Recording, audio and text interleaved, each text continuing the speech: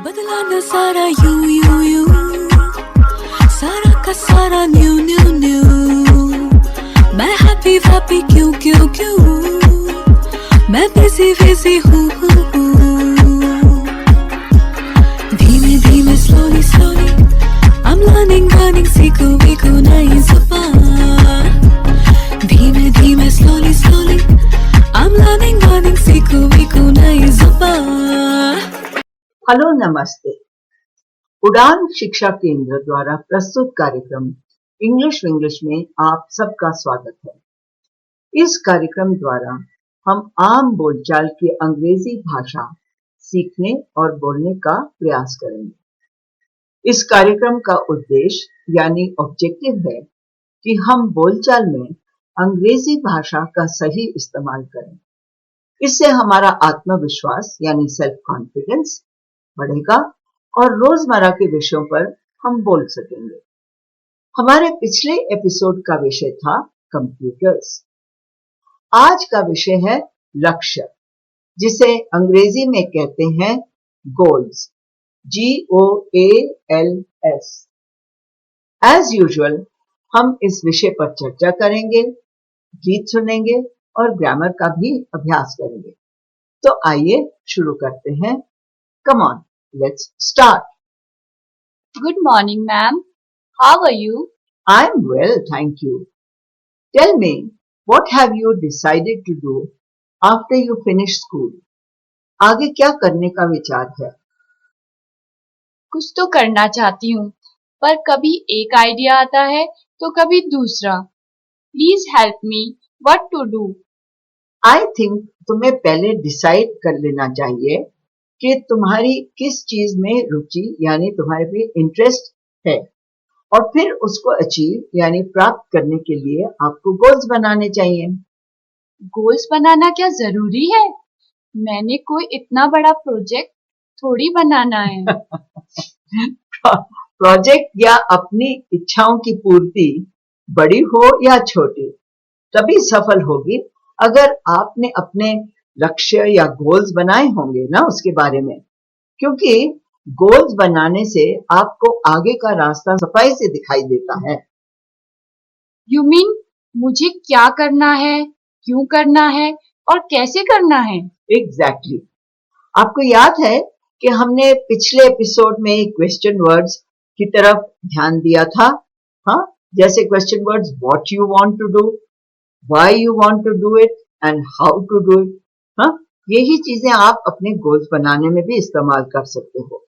क्योंकि इमेजिन करो आप तीर चला रहे हो और आपका कोई निशाना या टारगेट नहीं है, तो फिर बताओ क्या होगा? मैम, ये उदाहरण देकर तो आपने महाभारत में अर्जुन और तीर कमान की कहानी याद दिला दी। Of course, that is a very good example.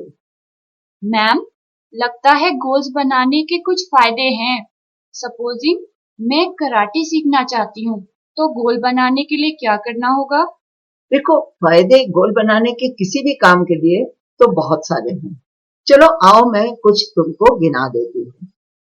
अब पहला है फायदा, यानी कि गोल्स के साथ हमें यूनिटी आ जाती है। यूनिटी यानी कि एकता आती है। हम एक फोकस कर सकते हैं, हम अपना डिटर्मिनेशन यानी दृढ़ संकल्प बना सकते हैं। दूसरा होता है कि गोल्स बनाने से हमारी कितनी प्रगति हुई है, हमारी प्रोग्रेस कितनी हुई है, उसको हम जान सकते हैं। लाइक अभी बताओ मुझे, जैसे कराटे में अलग अलग प्रकार के होते हैं ना, ब्लैक बेल्ट एंड एक से उससे आगे आप एडवांस करते जाते हो, इस तरह से। तीसरी बात है कि गोल्स के साथ हमें हमारे बैरियर्स यानी कि बाधाओं की सीमा, ये लिमिट्स क्या है, कितने हद तक हम अपने गोल को अचीव कर सकते हैं, उसकी भी जानकारी हमें मिल जाती है। नेक्स्ट, गोल्स जो हैं they help you to overcome delay. हाँ, कोई विलंब नहीं होता। एक हमारे को सेंस ऑफ रिस्पॉन्सिबिलिटी या एक जिम्मेवारी होती, किसके प्रति? अपने गोल्स के प्रति, है ना। And last of all, goals give us motivation, यानी कि ये हमें प्रेरणा देते हैं। जैसे जैसे हम इनको हासिल करते हैं, हमारा उत्साह, हमारी शक्ति बढ़ती जाती है। मैम, ये तो सब बहुत ही अच्छी बातें हैं, पर मुझे पता कैसे लगेगा कि मेरे बनाए हुए गोल्स सही हैं या नहीं, उन्हें पा सकूंगी या नहीं? Now that is a very good question. और ये जो हमने अभी बताया कि गोल्स के तरह कैसे हो सकते हैं, इनसे संबंधित है। तो इसके लिए मैं तुम्हें एक छोटा सा फॉर्मूला यानी कि एक नुस्खा बताती हूँ, ताकि आपको पता लगे। ये देखो, तुम्हारे गोल्स हमें कहते हैं स्मार्ट होने चाहिए। Smart, SMART, smart. वो क्या होता है? अच्छा, एक एक शब्द को लेकर मैं इनको एक्सप्लेन करती हूँ तुम्हें। स्मार्ट, S का मतलब हुआ स्पेसिफिक, यानी कि विशेष। हाँ, अब बताओ तुम्हारा जो गोल है वो विशेष है? जी हाँ, अच्छा, आप उसको मेजर यानी उसका मापदंड कर सकते हो? बिल्कुल। ओके। अचीवेबल है यानी कि प्राप्त करने वाला है? जी है। उसमें भी है। रियलिस्टिक यानी कि यथार्थ है? है। हाँ। अच्छा, अब फॉर एग्जाम्पल रियलिस्टिक का मैं उदाहरण अगर आपको दूं, अगर इस उम्र में आकर मैं चाहूं कि मैं फिल्म स्टार बन जाऊं, तो क्या ये मेरे लिए रियलिस्टिक गोल होगा? नहीं मैम, आपके लिए तो बिल्कुल नहीं है। बिल्कुल नहीं होगा। तो ये मुझे इसका ऐसा मेरे को गोल छोड़ देना चाहिए। और लास्ट ऑफ ऑल, जैसे हमने कहा SMART, smart, T stands for time bound, यानी समय से बंधा होना चाहिए। अब आपका भी गोल समय से बंधा हुआ है ना? जी। जैसे सरकार अपनी योजनाएं बनाते हैं, पंचवर्षीय योजना या इस तरह करके। इन्हें बताकर तो आपने मेरे सेल्फ कॉन्फिडेंस यानी आत्मविश्वास को बहुत बढ़ा दिया है। समझ आया कि जब हमारे छोटे छोटे गोल्स की पूर्ति होती है तो और आगे बढ़ने की हिम्मत भी बढ़ जाती है। Yes, of course. कदम बढ़ाएगा, खुशी के गीत गाएगा, ये जिंदगी है कौन सी कौन पर लुटाएगा, कदम कदम बढ़ाएगा। तेरे लिए तेरे वतन की खाक बेकरार है, हिमालया की चोटियों को तेरा इंतजार है। वतन से दूर है मगर वतन के गीत गाएगा, वतन से दूर है मगर वतन के गीत गाएगा, कदम कदम बढ़ाएगा, खुशी के गीत गाएगा, ये जिंदगी है कौन सी कौन पर लुटाएगा, कदम कदम बढ़ाएगा। बड़ा कठिन सफर है ये, बड़े कठिन है रास्ते, मगर ये मुश्किलें हैं क्या सिपाहियों के वास्ते। तू बिजलियों से खेल आंधियों पे मुस्कुराए जा, तू बिजलियों से खेल आंधियों पे मुस्कुराए जा। पर चलो अब गोल्स की बात छोड़कर ग्रामर का कुछ अभ्यास करते हैं। मैम, ग्रामर का कुछ कुछ भूल गए हैं, प्लीज कुछ रिपीट कर दीजिए। ओके, अभी let's start from the beginning. कि व्याकरण में हमने क्या कहा था? अलंकार होते हैं जिन्हें के अंग्रेजी में हम कहते हैं पार्ट्स ऑफ स्पीच। हाँ, इनके नाम उनको फिर से दोहरा देते हैं। बताओ इनको हिंदी में क्या कहते हैं?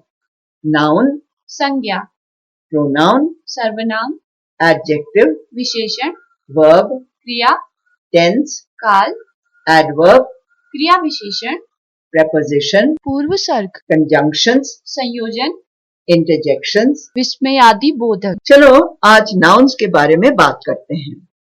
मैं नाउन्स के प्रकार तुमको कहूंगी या तुम मुझको बताना और फिर उनकी परिभाषा देना है, और उसके बाद में हम उनके ऊपर कुछ उदाहरण लेंगे। हाँ, क्योंकि नाउन्स के 4 जेंडर्स हैं। They have 4 genders. तुम बताओ वो कौन से हैं? मस्क्यूलिन जेंडर यानी पुरुष। अच्छा, तो masculine gender is used for all males. जब हम पुरुष के बारे में बात करते हैं, एग्जांपल्स कैन बी मैन या बॉय। नेक्स्ट, फेमिनियन जेंडर नारी। ओके, तो feminine gender is used for all females, यानी कि जैसे अगर हम कहें गर्ल या वुमन, लड़की या इवन औरत कहते हैं। नेक्स्ट, कॉमन जेंडर यानी कि जाति। तो कॉमन जेंडर इज यूज जहां पर कि दोनों, the noun can be use for both male and female.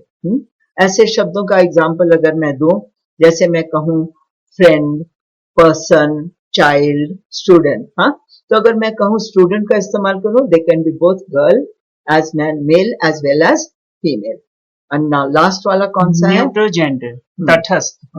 तो न्यूट्रल जेंडर हम वहां यूज करते हैं जैसे कि दोज थिंग्स जिनके बारे में नो लाइफ या सेक्स का उनका कोई नहीं होता है. फॉर एग्जाम्पल जैसे अगर मैं कहूँ टेबल या चेयर. ओके. अच्छा, अब नेक्स्ट कुछ वर्ड्स ऐसे होते हैं जिनके द्वारा हम तुलना करते हैं, यानी कि these are opposite words. So let us make sentences using these words.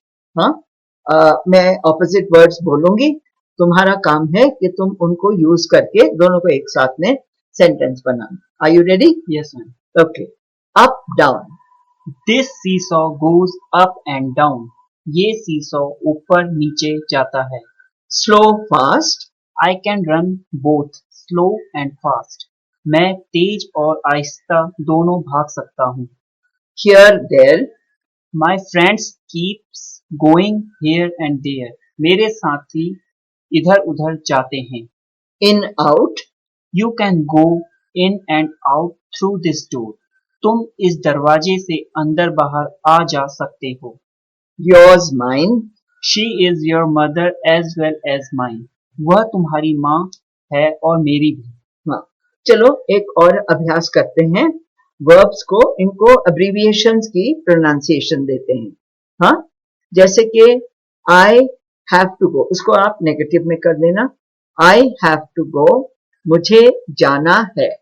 I don't have to go. मेरे जाने की जरूरत नहीं है. आई कैन गो, मैं जा सकती हूँ. I can't go. मैं नहीं जा सकता हूँ. आई विल गो, मैं जाऊंगी. आई वॉन्ट गो. मैं नहीं जाऊंगा. अच्छा, अगर एक और एग्जाम्पल लेते हैं, कुछ और sentences. I had to go, मुझे जाना था. I didn't have to go. मेरे जाने की जरूरत नहीं थी. आई कुड गो, मैं जा सकती हूँ. I couldn't go. मैं नहीं जा सकता था. आई वुड गो, मैं जाऊंगी. I wouldn't go. मैं नहीं जाऊंगा. अच्छा, इसमें तुमने देखा हमने एब्रीविएशंस किए. एब्रीविएशन यानी कि दोनों वर्ड्स को, जैसे था आई हैव टू या आई कैन, तो उसको हमने कैन नॉट को जोड़कर कांट बोल दिया. ओके. Yes. अच्छा, लगता है कि कार्यक्रम समाप्त करने का समय आ गया है. तो बताओ कि आज अपने शब्दों के पिटारे में कौन से वर्ड्स हम डालेंगे. DECIDE डिसाइड, फैसला करना. DETERMINATION determination. दृढ़ संकल्प.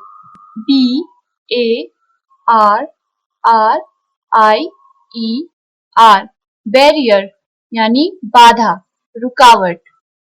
अच्छा, कार्यक्रम समाप्त करने से पहले अपने लिसनर्स को बताओ कि आज हमने क्या सीखा. पार्ट्स ऑफ द स्पीच को फिर से याद किया.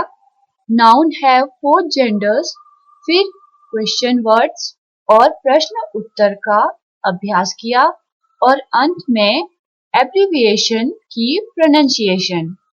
हाँ, यानी कि उनका उच्चारण उच्चारण कैसे होता. या ओके. और इसी के साथ हम आप सबसे विदा लेते हैं. रोज मिलेंगे सुबह शाम. सुनना ना भूलिएगा. Bye bye. Bye bye. धीमे slowly slowly I'm learning सीखो नई ज़ुबान.